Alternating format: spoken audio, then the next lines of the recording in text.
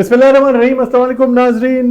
Programme मेडिकैम Khelo Pakistan HBL PSL season 10 powered by me body spray and the orchid school. इसके साथ मैं हूं आपका मेज़बान डॉक्टर बुलंद इकबाल। और नाजरीन आपको बताते चलें कि ये PSL का खुसूसी प्रोग्राम रोज़ाना इस वक्त यानी शाम 5:30 बजे पेश किया जाता है। और हम रोज़ाना एक तो वो मैच जो कल हो चुका होता है या अब से पहले हो चुका होता है और एक आने वाले मैच के हवाले से बात करते हैं। आज हम जिन दो मैचों पे बात करेंगे, लेकिन उससे पहले चूंकि मेरी साथी मेज़बान है, मुझे अकेले शो करने की आदत है, मैं उनका तारुफ कराना भूल गया, तो सबसे पहले मैं उनका तारुफ कराना चाहूँगा। मेरे साथ मौजूद मेरी साथी मेज़बान नसीम हमीद साहब। अस्सलाम वालेकुम, क्या हाल है, कैसी हैं आप, खैरियत से हैं? कल के बाद से मेरे हालात थोड़े कल के बाद से कराची की प्रिडिक्शन करने के बाद से मैंने भी प्रिडिक्शन कराची की कर दी थी, तो कोई ऐसी बात लेकिन आज आप भी शामिल हैं। हाँ, कोई मसला नहीं है, मैं भी एक डिश मैं भी इंक्लूड कर दूंगा खाने की, कोई ऐसी प्रॉब्लम नहीं है। होता है ये चीजें चलती रहती हैं। नहीं, मुझे ये पता चला है कि मैं आज अकेली नहीं हूँ, डिश की बात नहीं है, खाने की बात नहीं है, लेकिन सबने कराची को ही किया था। असल में हमारी गैरत इस बात की इजाजत नहीं दे रही थी कि हम किसी और टीम की, कराची के होते हुए किसी और टीम के बारे में कहते हैं। हालांकि मेरा बड़ा दिल था कि मैं लाहौर कलंदर को सपोर्ट कर दूं, इसलिए कि मेडिकैम जो है वो पिछले 5 सालों से लाहौर कलंदर की ऑफिशियल स्पॉन्सर्स और ऑफिशियल पार्टनर्स चले आ रहे थे। इस साल चूंकि लाहौर कलंदर के साथ नहीं है, तो मैंने कहा चले ठीक है जी, फिर लाहौर कलंदर को हम उसकी प्रेडिक्शन पे नहीं जाएंगे। बहरहाल लाहौर कलंदर और कराची किंग्स का कल मैच हुआ, जिसमें कि कराची किंग्स की अच्छी परफॉर्मेंस नहीं रही। लाहौर कलंदर जो है उसने ज़बरदस्त परफॉर्मेंस दी। 2 खिलाड़ियों ने, खासतौर पे फ़खर जमान जिन्होंने 47 गेंदों पे 76 रन बनाए, और डैरल मिचेल जिन्होंने 75 रन बनाए 41 गेंदों पे, ये ज़बरदस्त इनिंग्स खेली। और उसके बाद सैम बिलिंग्स ने उनका साथ दिया 19 रन का।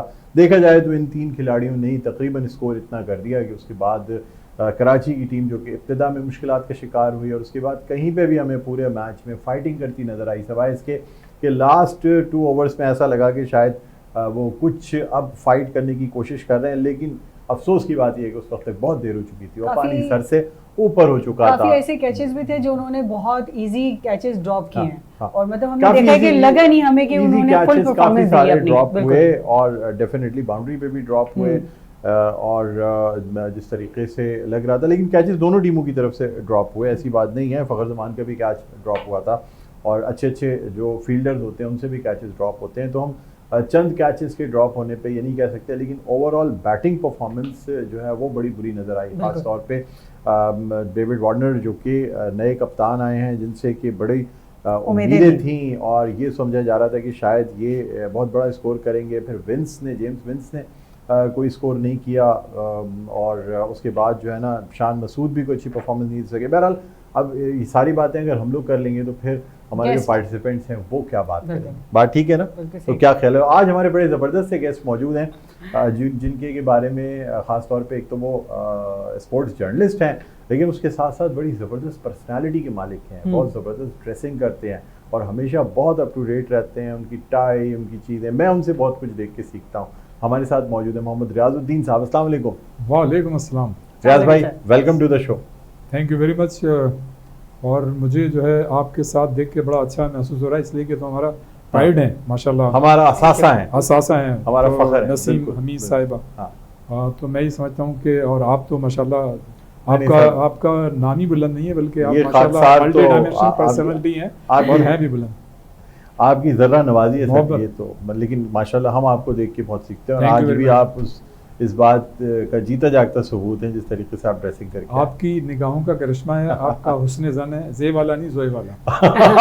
अच्छा, चले शुक्र है आपने तस्हीह कर दी। अच्छा सर, क्या कहते हैं कल के मैच के हवाले से? कराची किंग्स और लाहौर कलंदर, बड़ा मैच था। कराची लाहौर का टाकरा ऐसा होता है जैसे इंडिया पाकिस्तान का टाकरा हो रहा है। एब्सोल्युटली। बिस्मिल्लाहिर्रहमानिर्रहीम। हाँ, बिस्मिल्लाहिर्रहमानिर्रहीम। बहुत शुक्रिया डॉक्टर साहब और नसीम हमीद साहिबा कि आपने इस अपने नए मतलब यहाँ पर मदऊ किया। देखिए अभी तो ये सिलसिला शुरू हुआ है और कम-ओ-बेश 6 या 7 मैचेस हुए हैं। अभी तमाम टीमों के लिए और तमाम खिलाड़ियों के लिए सारा माहौल जो है वो ओपन है। लेकिन जहाँ तक आपने कहा कि कल के मैच की बात, तो मैं ये समझता हूँ कि जितने भी शायकीन थे, जिनसे भी हमारी बात हुई, सब ये एक्सपेक्ट कर रहे थे कि कराची की टीम ने जिस तरह से इससे पहले मैच जीता था वो ये वाला मैच भी जीतेगी।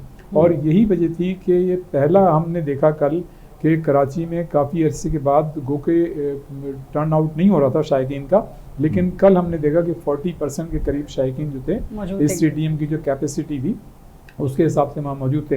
रह गई मैचेस की बात दोनों टीमों के दरमियान, तो मैं ये समझता हूँ कि कराची किंग्स की का जो बॉलिंग अटैक था, जैसा कि आपने अपने इंट्रो में भी निशानदेही की, ये इनका जो था मतलब नेगेटिव पॉइंट था। अगर कराची किंग्स की का बॉलिंग अटैक बेहतर होता तो मैं ये समझता हूँ कि कराची किंग्स जो है वो मुकाबला कर सकती थी, लेकिन शुरू में जिस तरह से कैचेस ड्रॉप हुए हैं उसने भी मतलब कराची किंग्स के लिए मुश्किलात का मतलब पेश किया, और उसके बाद फिर जो है वो कराची की टीम मुश्किलात से बाहर निकल नहीं पाई कोशिश करने के बाद। बहरहाल मजीद आपसे गुफ्तगू करेंगे नाज़रीन, मजीद कुछ गेस्ट हैं वो भी हमारे साथ होंगे, लेकिन यहाँ एक छोटा सा वक्फा लेना पड़ेगा। नसीम आप वक्फा लें, उसके बाद फिर वापस। जी नाज़रीन, मिलते हैं छोटे से ब्रेक के बाद, कहीं मत जाइएगा, देखते रहिए सेट एंटरटेनमेंट।